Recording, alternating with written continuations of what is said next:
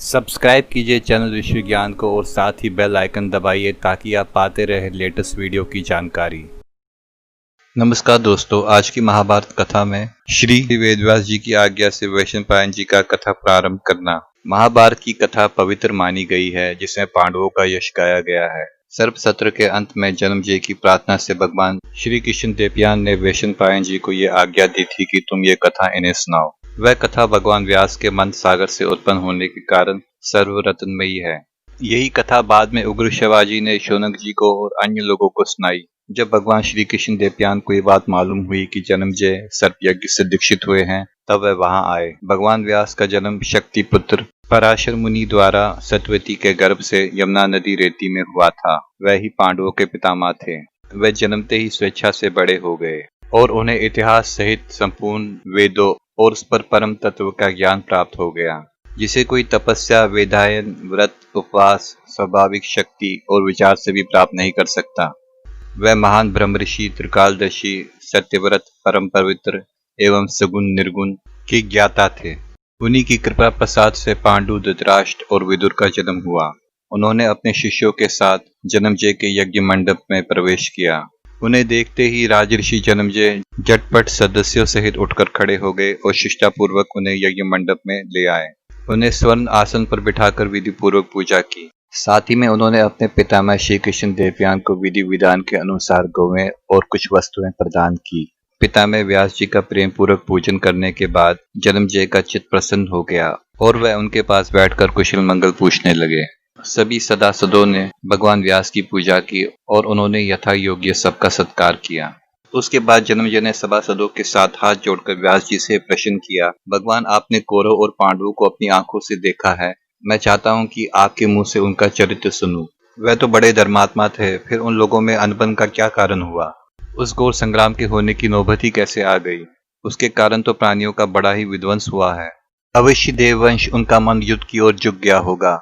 आप कृपा करके मुझे उसका पूरा विवरण सुनाइए।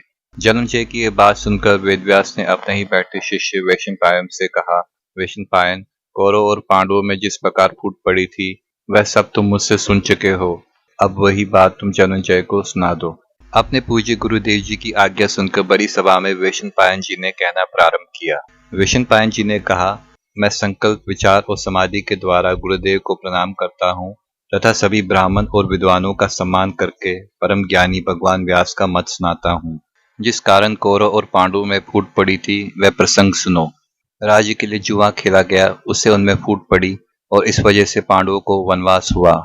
फिर जिस प्रकार पृथ्वी के वीरों का विनाश करने वाला महाभारत युद्ध हुआ, वह सुनो। सत्य, धैर्य और उत्साह, वीर्य, पराक्रम तथा ओज से संपन्न होने के कारण पांडव लोग पूर्ववासियों के प्रेम के सम्मान पात्र थे। उनके धन संपत्ति, यश की वृद्धि होने लगी। ये सब देखकर कौरव उनके उत्कर्ष को सहन नहीं कर सके।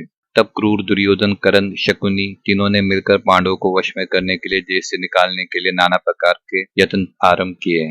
शकुनी की संपत्ति से चलने वाले शूरवीर दुर्योधन ने पूरी सत्ता प्राप्त करने के लिए भांति भांति उपाय करके पांडवों को पीड़ा देना शुरू किया। पापी दुर्योधन ने भीमसेन को विष दिया, किंतु वीरवर भीमसेन ने भोजन के साथ उस विष को भी पचा लिया।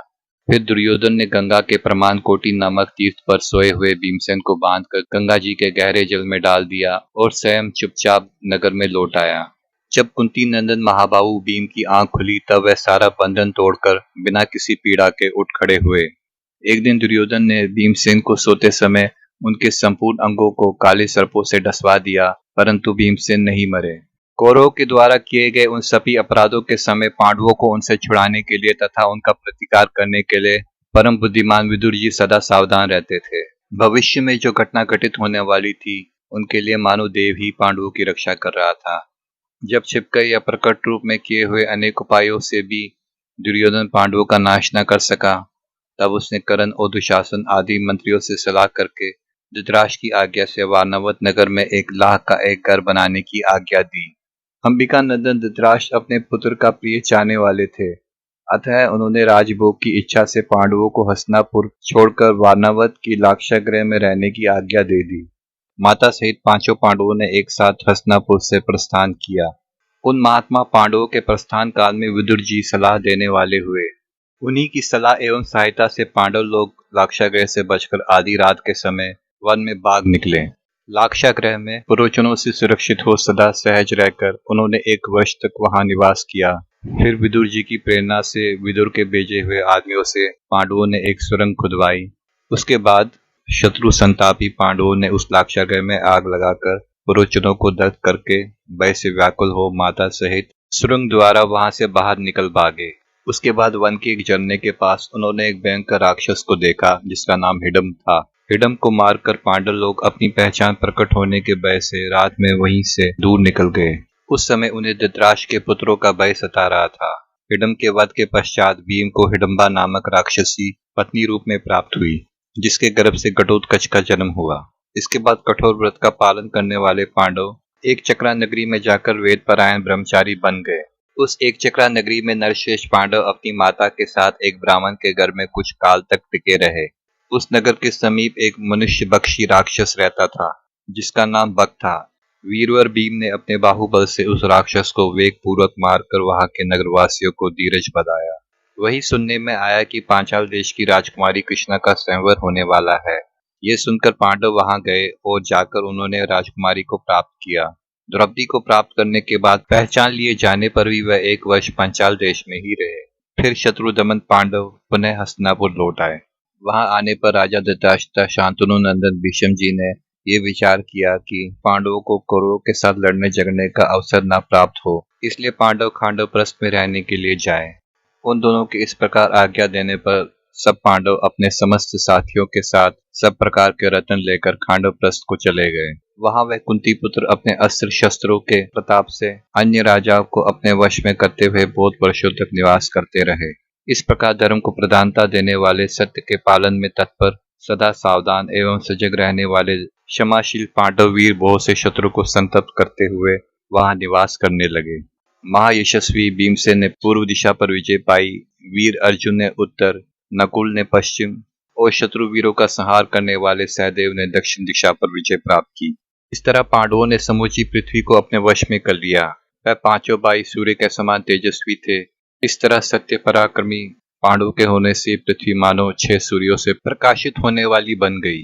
इसके बाद कोई निमित्त बन जाने के कारण सत्य पराक्रमी तेजस्वी धर्मराज युधिष्ठिर ने अपने प्राणों से भी अत्यंत प्रिय स्थिर बुद्धि तथा सद्गुण युक्त अपने भाई नरश्रेष्ठ सभ्यसाची अर्जुन को वन में भेज दिया। अर्जुन अपने धैर्य, सत्य, धर्म और विजयशीलता के कारण भाइयों को अधिक प्रिय थे। उन्होंने अपने बड़े भाई की आज्ञा का कभी उल्लंघन नहीं किया।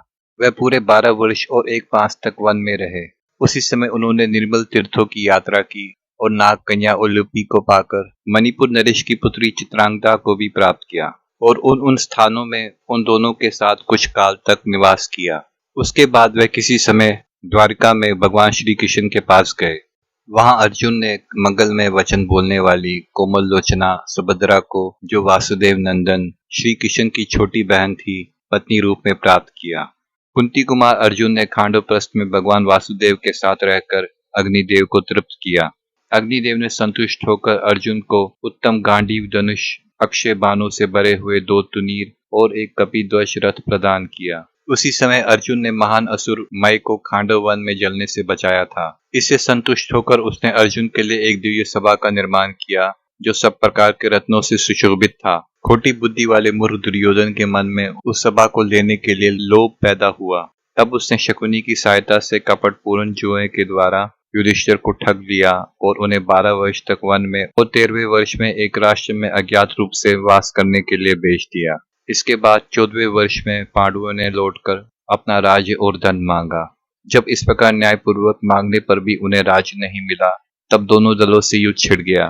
फिर तो पांडव वीरों ने क्षत्रिय कुल का संहार करके राजा दुर्योधन को भी मार डाला और अपने राज्य को, जिसका अधिकांश भाग उजड़ गया था, पुनः अपने अधिकार में ले लिया। यही महान कर्म करने वाले पांडवों का पुरातन इतिहास है। इस प्रकार राज्य के विनाश के लिए उनमें फूट पड़ी और युद्ध के बाद उन्हें विजय प्राप्त हुई। इस प्रकार राजा जन्मेजय ने पांडव और कौरवों का इतिहास जाना। इस वीडियो को शेयर करें, लाइक करें और चैनल को सब्सक्राइब करें। धन्यवाद।